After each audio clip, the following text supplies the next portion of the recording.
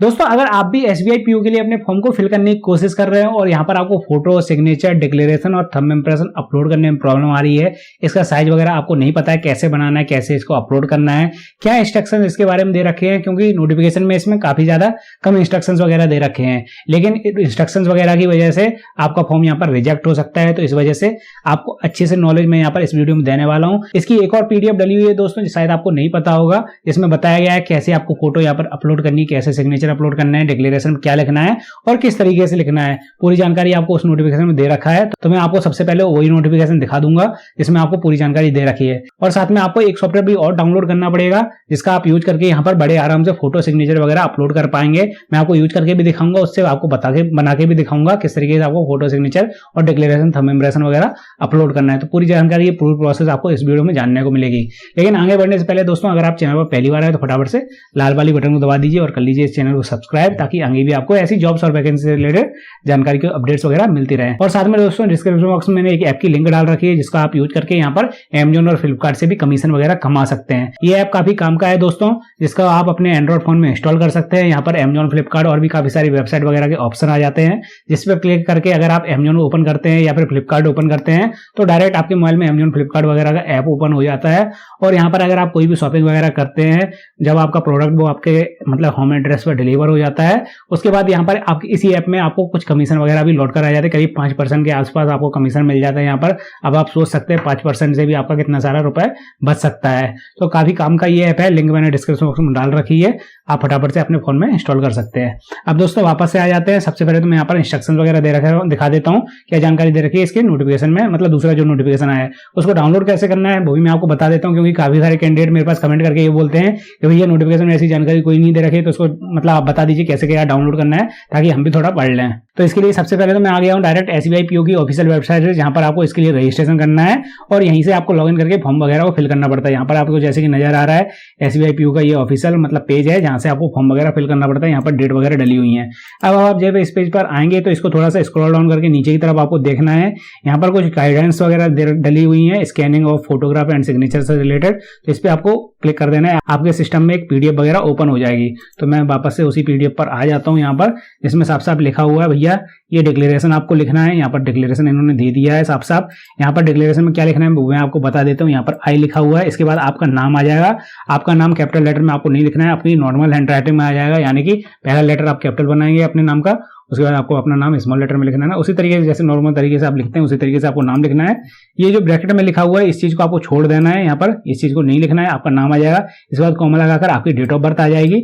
उसके बाद आपको यहाँ से लिखना शुरू करना है, ये चीज आपको नहीं लिखनी है जो भी ब्रैकेट में लिखी हुई है यहाँ पर दोनों जगह, ये चीज आपको छोड़ देनी है। आपका नाम आ जाएगा आई के बाद, इसके बाद आपकी डेट ऑफ बर्थ आ जाएगी कॉमा लगाकर। इसके बाद आपको यहाँ से लिखना शुरू करना है hereby declare that all the information submitted by me in the application form is correct, true and valid. I will present the supporting document as and when required the signature, photograph and left hand thumb impression is of mine। तो ये चीज आपको लिखनी है अपनी hand writing में, अपनी खुद की हैंड राइटिंग में लिखना है, क्योंकि इस वजह से भी आपका फॉर्म रिजेक्ट हो सकता है।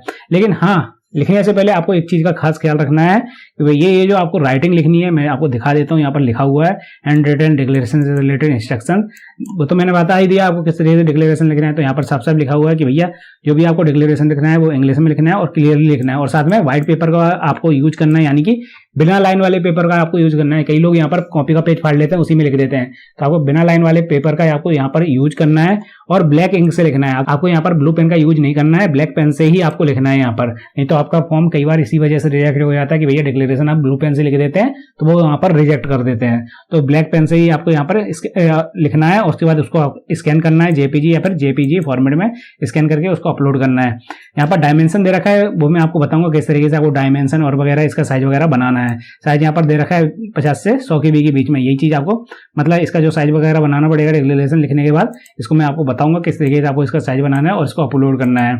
इसके बाद यहाँ पर डिक्लेरेशन जो आप लिखेंगे वो कैपिटल लेटर्स में आपको नहीं लिखना है, नहीं तो ये आपका रिजेक्ट हो जाएगा। अब ये तो बात हो गई दोस्तों डिक्लेरेशन की। अब हम बात कर लेते हैं फोटोग्राफ की। तो फोटोग्राफ आपको कलर फोटोग्राफ चाहिए, पासपोर्ट साइज फोटोग्राफ होनी चाहिए और नई फोटो होनी चाहिए।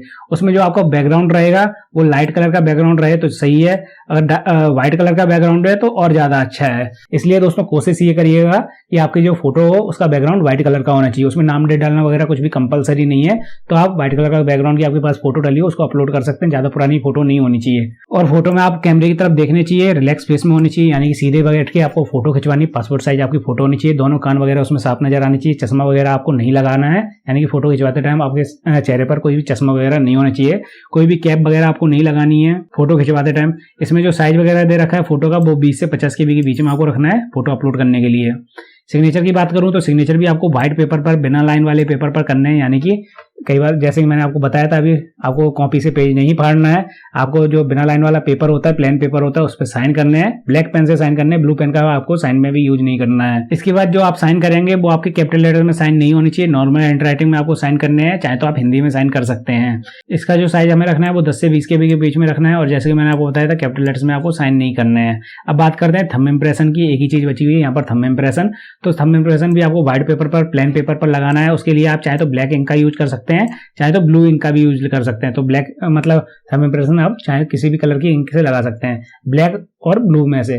कई बार रेड कलर के भी लोग यूज कर लेते हैं, तो वो आपको इंक यूज नहीं करनी है, ब्लू और ब्लैक आप इंक का यूज करेंगे यहाँ पर थंब इंप्रेशन लगाने के लिए। साइज यहाँ पर दे रखा है 20 से 50 KB के बीच में, जो आप यहाँ पर थंब इंप्रेशन अपलोड करेंगे उसका। अब मैं आपको बता देता हूँ यहाँ पर कि आपको किस सॉफ्टवेयर का यूज करना है। तो सॉफ्टवेयर के लिए हम आ जाते हैं formjankari.com पर। यहाँ पर आपको यूजफुल फाइल का ऑप्शन नजर आएगा, इसमें आपको सॉफ्टवेयर वाले ऑप्शन पर आ जाना है। अब इस वाले सॉफ्टवेयर वाले ऑप्शन पर आने के बाद यहाँ पर सबसे पहले आपको रेटिकल इमेज ऑटोमाइजेशन टूल नजर आएगा, इसको आपको इंस्टॉल कर लेना है अपने सिस्टम में। कोई भी चार्ज वगैरह इसका नहीं कटेगा, यानी कि फ्री ऑफ कॉस्ट ये सॉफ्टवेयर है, फ्री में आप डाउनलोड कर सकते हैं इस सॉफ्टवेयर को मेरी वेबसाइट से। यहाँ पर अगर आप 32 बिट वाला ऑपरेटिंग सिस्टम चलाते हैं तो 32 बिट वाला सॉफ्टवेयर डाउनलोड कर लीजिए, 64 बिट का ऑपरेटिंग सिस्टम चलाते हैं तो 64 बिट का सॉफ्टवेयर डाउनलोड कर लीजिए। सॉफ्टवेयर डाउनलोड करने के बाद आपको अपने सिस्टम में इंस्टॉल कर लेना है। अब दोस्तों जैसे ही आपको नजर आ रहा है, हम इसी फॉर्म के दूसरे वाले स्टेप पर आ गए, यहाँ पर आपको फोटो अपलोड करनी है और नीचे सिग्नेचर अपलोड करने हैं। तो सबसे पहले तो हम फोटो सेलेक्ट कर लेते हैं। फोटो के लिए जैसे कि मैंने आपको बताया था 20 से 50 KB के बीच में आपको फोटो रखनी है। तो फोटो हमारी तो वैसे सही है, लेकिन हो सकता है आपकी फोटो का साइज यहाँ पर सही नहीं हो पा रहा हो, तो मैं यहाँ पर राइट सॉफ्टवेयर को ओपन कर लेता हूँ, फोटो को उठाकर इसमें रख लेता हूँ।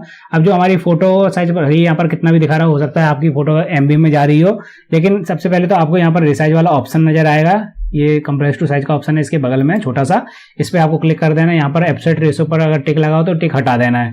अब जो बैथ यहाँ पर हमने डाली है वो 350 आपको बैथ डालनी है और हाइट डालनी है 400, क्योंकि हाइट क्या रहता है फोटो केस में थोड़ी ज्यादा रहती है और बैथ थोड़ी कम रहती है, यानी चौड़ाई थोड़ी कम रहती है, लंबाई थोड़ी ज्यादा रहती है।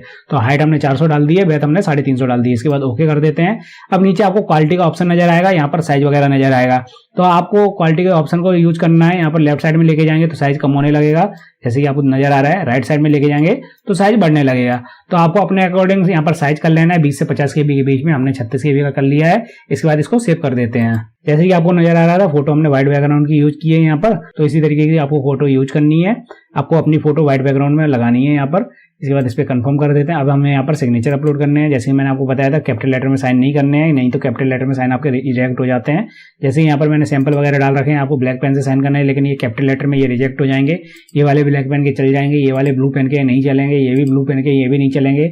साइन ब्लू पेन के हिंदी में भी नहीं चलेंगे, लेकिन हिंदी में साइन अगर आप ब्लैक पेन से करते हैं तो वो साइन आपके मान्य कर लिए जाएंगे। अब मान लीजिए ये वाले साइन मुझे अपलोड करने हैं, जिसका साइज हमें 10 से 20 KB के बीच में अपलोड करना है यहाँ पर। तो मैं वापस से राइट सॉफ्टवेयर को ओपन कर लेता हूँ, साइन को उठा के इसमें रख लूंगा।